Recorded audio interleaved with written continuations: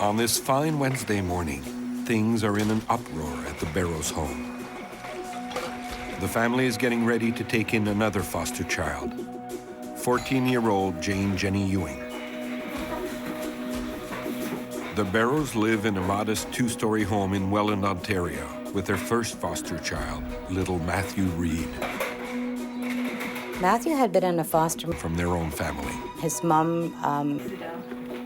On December 14th, 2005, Jenny Ewing arrives at the Barrows home. She is accompanied by a representative of Family and Children's Services Niagara.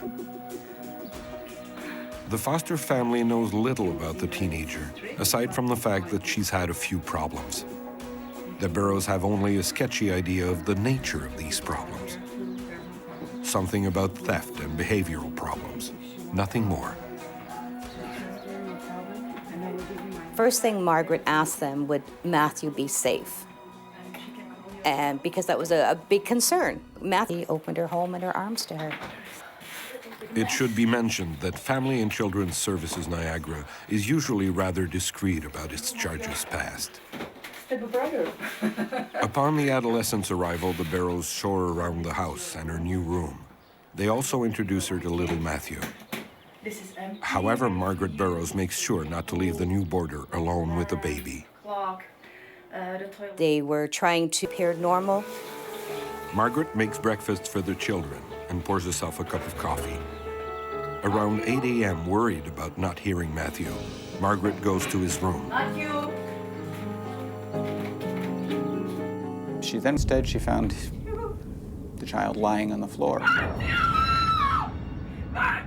Matthew was dead. He was found laying there. Margaret takes him into her arms, and under his head, near his right shoulder, someone has left too hastily scrawled. And the daughter came in and they checked the child. And the police were called. At 8:20 a.m., a call comes in at 911. My baby's dead! My baby's dead!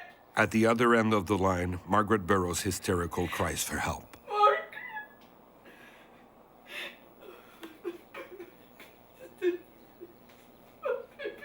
Margaret went back. Which we should note are objects, different from spanking or striking with one's hand. When he would ask his... Upstanding. The father is a metal worker, and the mother is a beautician who is now at home taking care of the children.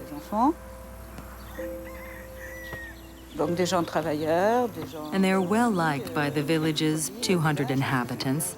Everybody knows everybody, and the Folliette family has a good reputation in the community.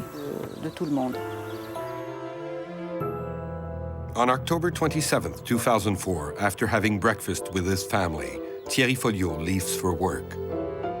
A few minutes later, Lydie and Louis go shopping. And Marion decides to go to the pool. Pierre is home alone. The sofa.